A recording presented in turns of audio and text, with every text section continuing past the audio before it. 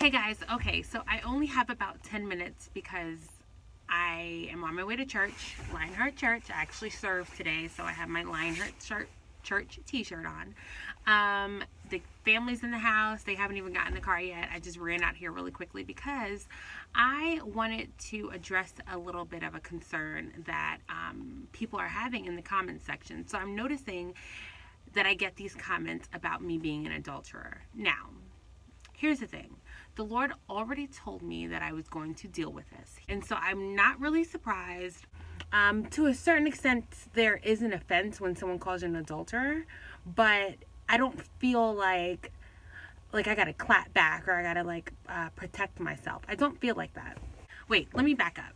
The reason why I'm even doing this video is I get a lot of comments saying that because I was previously married and I got divorced, and now that I am remarried, that I am an adulterer, and that the Lord would never tell me to leave my husband. The Lord would never tell me to get a divorce. The Lord will never honor a marriage after a divorce. I get those comments a little bit more often than I would like to get them.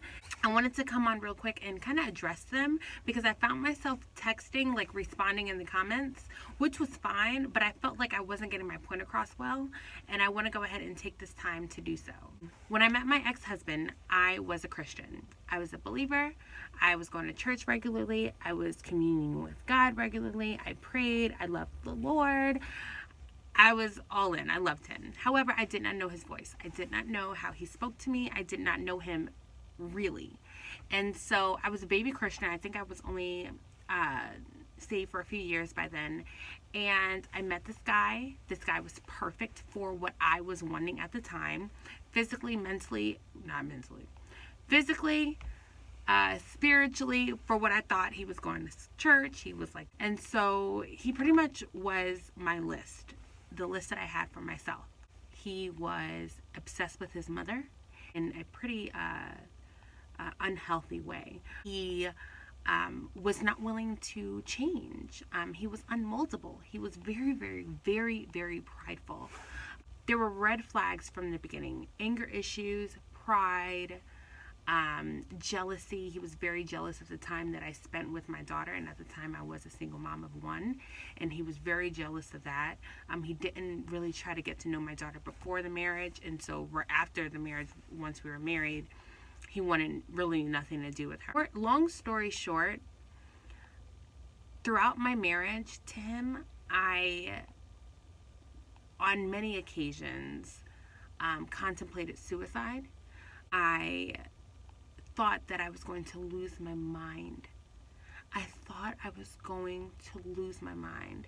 When you're dealing with somebody who is controlling and prideful and hurtful and withholding and emotionally and mentally abusive, you feel like you're going to lose your mind. You feel like something is wrong with you, and they make you feel that way. It was taking a toll on me emotionally. Physically, I was losing weight. My hair was falling out. My skin was bad. I was an absolute mess. We went to many, many different avenues of counseling. We went to my church for counseling. We went to his church for counseling. We went to a professional counselor, a therapist. We went to a marriage counselor. We went to friends for counseling. Literally, this is about 6 different instances of counseling within 2 years. And each and every time, whenever it was, he would come and show faith, I'm trying. And then anytime anyone who was counseling us would kind of notice that, okay, what are you doing to her? Or why are you doing this? He would flip out in the counseling session. And I am not exaggerating. Every single time, 6 times we've been to some counseling. And he would flip out and leave. I'm getting out of here because you guys are against me, kind of thing. And that would be the end of counseling. He would refuse to go back. And so we were driving somewhere. We were actually on our way to, I tried to get him to visit this church with me because I knew that this particular couple who had this church were really good with relationships. And so I said, hey, come visit this church with me. We went down there and He was abusive the whole time, emotionally abusive. Oh my gosh, the things he was saying to me. And I remember just bawling in the parking lot, and he was driving and I was in the passenger seat. And he said, I'm not going in there with you looking like that, so you're just going to have to get yourself together. And I remember just thinking to myself, I don't want to be here anymore. I didn't want to be on earth anymore. And it wasn't that I didn't want to be in a relationship anymore, but I felt like the only way to get out of the relationship was for me to die.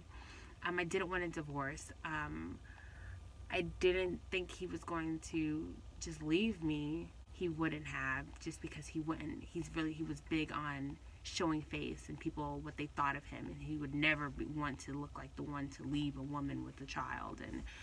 And I remember one day I told God, I said, God, in order for me to save myself, I have to separate myself from him. And we got separated, and I left, and I got a place of my own. And it was the first time that I felt like I could breathe. It was the first time that I felt like I could actually talk to God again. And remind you, during the relationship, I was in steady communion with God. It was the only thing that kept me. Listen, it was the only thing that kept me. The only thing that kept me from killing myself. The only thing that kept me from killing him. The only thing that kept me from going absolutely bonkers was that I spent time with God as much as I could. I would go in my closet while he was in our bedroom yelling at me all types of things, obscene language, calling me all types of names, telling me how no good I was, no one would want me.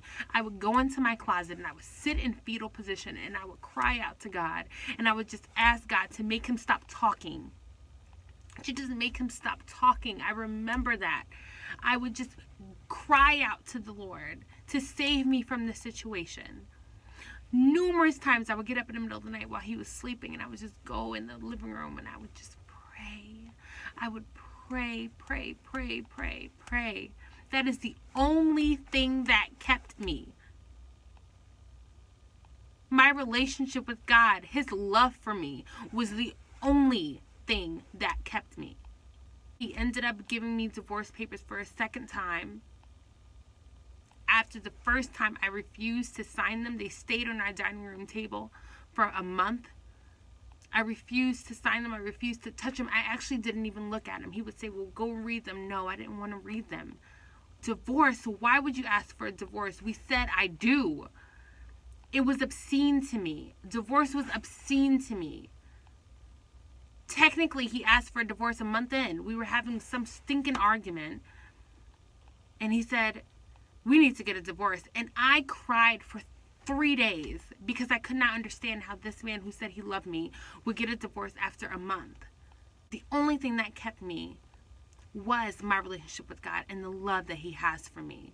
So when God told me to get the divorce, I was 150% up to it. Not because I was fed up, not because I wanted to run, but because I knew that the Lord was telling me that it was okay. That this man you chose for yourself. You chose him for you. And the enemy has used him since day one to destroy you. And daughter, I love you. And your relationship with me, your salvation, your life, your emotional stability, your purpose that I have for you, that I've predestined for you to live and walk out fully, is way more important to me than you just living a successful marriage. Successful meaning you stay with each other until you die. That's what this world sees as a successful marriage. That is not a successful marriage. That is you signing your name on a dotted line and upholding to a contract. Whether it means that you have a life worth living, whether it means that you walk away from God, whether it means that you end up either killing that person and going to jail for the rest of your life, or you losing your life because you committed suicide. As long as you had a successful marriage, as long as you didn't leave your marriage because you're now an adulterer, and the Bible says that what I put together, let no man separate. Well, guess what? He doesn't put every marriage together. God told me to leave that marriage because it was either me or the marriage. And I could have clearly picked the marriage and walked away from God, because I was going away from God slowly but surely. I was losing hope slowly but surely. I was losing faith. I was losing myself. I was losing my child. My daughter was different. When I got divorced, people came to me and told me, "You look different. You act different. Your daughter is smiling and happy. We haven't seen that in you guys in so long." And most of them didn't even know about the divorce. But they just said, "What are you doing? What are you doing? Because you look great." And so I really, really hope that this video serves its purpose. And I hope that for you all who think religiously, because that's religion telling you, oh, you can't divorce, and if you divorce, you're committing adultery. No, if you divorce the man or the woman that God has ordained for you, He does not honor that. If things get tough and you want to leave, or you just don't want to deal with the commitment anymore, or if you just feel like, the grass is greener on the other side, those are not reasons to divorce. And quite frankly, if we can really get down to the nitty gritty, there were plenty of times where that man would leave my house for days at a time with luggage and not say a word to me. And I don't know where he was. And it wasn't until after the divorce that the Lord showed me that he was cheating on me. I had dreams of him cheating on me. And I remember calling my girlfriend like I had this dream, and I thought it was symbolism. That's how in the dark I was. That's how much in the love bubble I was in. There were times where he would be on the phone, and I would come in the living room, and he would leave the living room, leave the house, and go into the car to finish the conversation. And you know what I thought? I thought that he was just trying to make me jealous. He was probably on the phone with his mom. He was just trying to make me jealous. This is the marriage that I had to deal with, and I've only given you a small portion of it. And so excuse me if I was, intense, but you don't understand, people. You do not understand. Life will throw things at you. Life will throw things at you, and you will never think you would never think you would get a divorce. You would never think you would deal with this. You would never think you would deal with that. But life is a journey, and it will throw things at you.